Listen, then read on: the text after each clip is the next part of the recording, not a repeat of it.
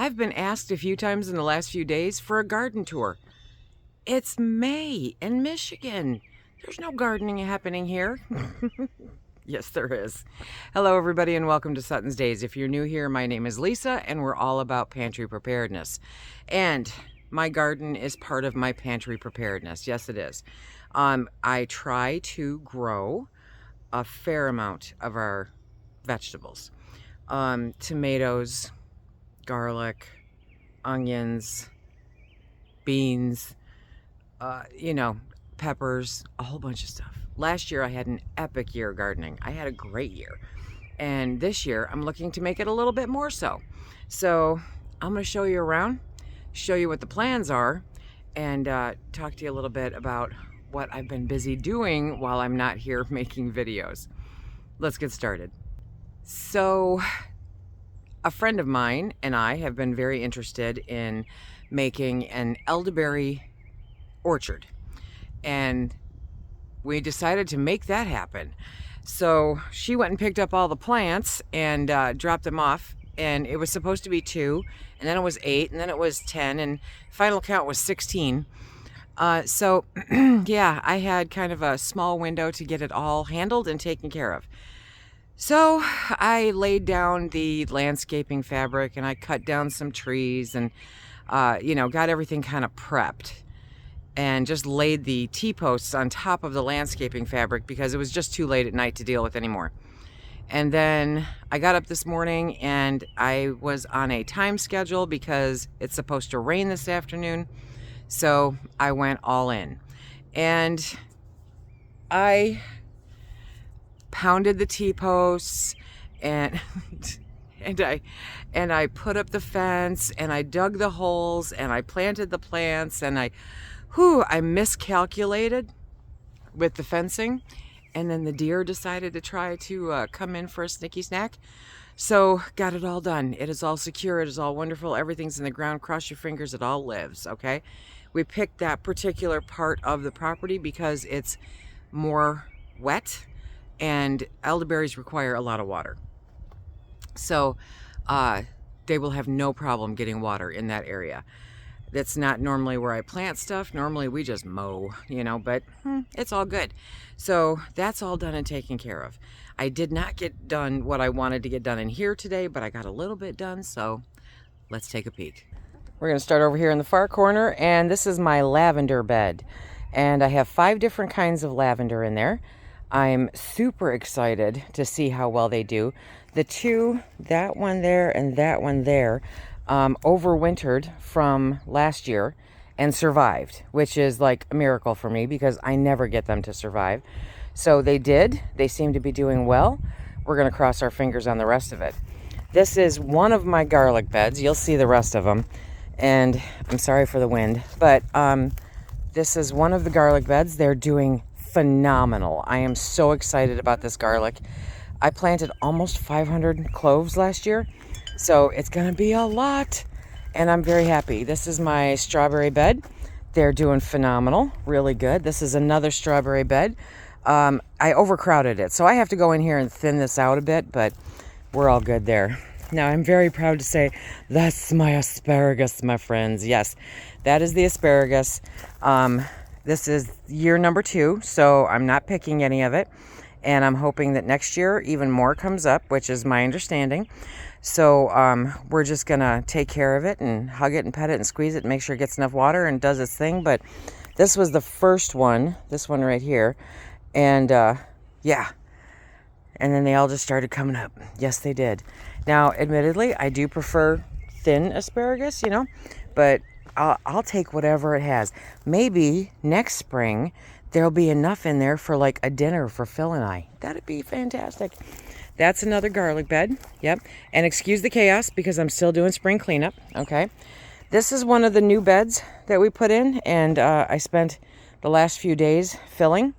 So first we can, put them together and haul them in here, and then it was time to fill them. And sometimes you just don't think really well, and so one of them, I don't even know which one, is completely nothing but soil. And the rest of them, I finally got smart and put some logs and stuff in the bottom. But so that's one. Nothing is planted in here yet. It's too early. That is my mint. I decided that I wanted mint. So I got, let's see. Yeah, they're just mint. Just plain old mint. I'm trying to find chocolate mint, but not very successfully. See, I have to thin out the strawberries. They're a little chaotic. That is a hollyhock, believe it or not. Number one, I'm surprised it survived. Number two, I'm surprised it's still there. Maybe it'll flower. I planted my peas already, so they're coming up beautifully. I'm very happy and excited about my peas. That is another garlic bed. Yes, I'm going to pet my garlic. I have to weed. Yeah, mulch doesn't get rid of weeds. So these are the other two. We got 5 of these altogether. It was when I could see the grass on Christmas that I decided that it was time to get raised beds. It's not really a good decision-making practice, in case anybody's wondering. So we got these 2. I purposely put them up against the fence. I believe that I'm going to plant zucchini in there this year. Number one, these are 2 feet high and a foot. What is it? 2 feet high and a foot and a half. I don't know. Just believe me when they're 2 feet high. Anyway, so I think they're a foot deep. I think. I'm not sure. Foot or a foot and a half. So I'm going to do a single row all the way across of zucchini, and that will provide me with a ridiculous amount of zucchini. It's going to be awesome, but I am intentionally doing it so that they will grow up the fence. That's the pig pen. Don't pay attention to that. Okay, and then more peas because I needed something to put in here. And then right now I'm just throwing the weeds into a pot before I put them in the compost pile. I've got bee balm right here. These are all of my phlox that I love so much, okay? And I planted some new phlox that I got in there so that I've got some more color. That is more bee balm. That's just a pot. I think this is bee balm also. So I'm trying to put some pollinators into the smaller beds, that, you know, something that brings the pollinators in. So cross your fingers. This is the other new bed that I got. I am remarkably unhappy with it. Number one, you can see, you know, it took nothing to bend it. It's very flimsy, so I am not recommending this one at all. The other ones I highly recommend, because I have one there too. Ignore the trash bag. That's just me, you know. Anyway, so in here, okay, so onions are going to go in here. And in here, my dear friend sent me some blue sunflower seeds. So I planted them in this third right here. There's nothing in here right now. And then that's chamomile that I planted. That is because I live in Michigan. Yeah, and the boxes that you see laying around they're for weed prevention as I get them all settled. Right now, they're just tossed down. I have thyme and I have catnip because one of my friends informed me that catnip helps keep pests away. What? Like bugs, you know? Okay. So this is my other bed of peas. Yeah, I planted a lot. I did. So they're all going to grow up this. I think it's going to be phenomenal. It's on both sides. They seem to be doing really well, so I'm very happy about that. And this one, I'm going to plant my tomatoes in. And I'm going to plant them strategically so that they grow up through this one and they rest on this. So I'll get quite a few tomato plants in here, and this will be the only tomato bed that I have. I say that now because I haven't planted anything and because our last frost date is Memorial Day, okay? So that is subject to change. This bed I'm refreshing with some new soil. I'm not sure what I'm going to put there. This bed I'm refreshing with new soil, so I'm not sure. Those are my chives. I have so much dehydrating to do. It's crazy, but they're starting to get the blooms, and I love chive blooms. They just make me very happy. So I'll be pulling a bunch of those and dehydrating. This is my other garlic bed, okay? And I have some volunteer, what's it called? Purple nettle growing up in that bed. I just leave it. It's fine. This is my other little garlic bed, okay? This is a bed that I still have to top off some more. That is the final of the extra large ones. And I planted beets in here. Phil wanted beets, so I said, okay. I have to top off this one also. And then those three are the last of my garlic. We are cleaning out this right now. This was our original chicken coop. And there's a story behind it, because I was talking to my friends and they're like, why do you call it the conference room? Okay, we call it the conference room because it was the original coop. And then we got more chickens, and so we built a bigger coop.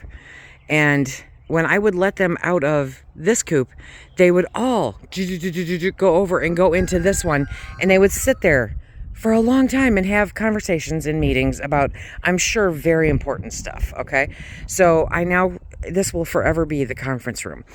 This year we are taking the walls off of that. The structure, the base of it, the bones are really good, but we're going to take the walls off and we're going to replace it, and that is going to be a mini greenhouse. So I'm looking forward to that. But the door on the conference room it got destroyed. That's it right there. So Phil has an extra, he has extras of everything. You guys know Phil, and he had this door in the barn, so he pulled the door out, and he's got it almost set up. We have to build a new threshold there to keep the squirrels out, and then I'm gonna have to paint it because, well, you have to.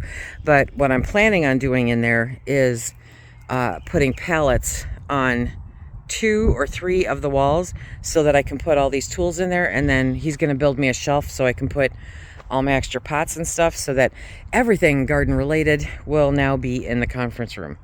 So this is the garden tour, the chaos that exists at the moment, for as much as I can do.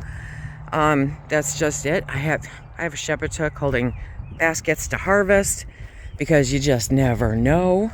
And yes, I use an old rake to hang my tools so that they're always someplace I can find them.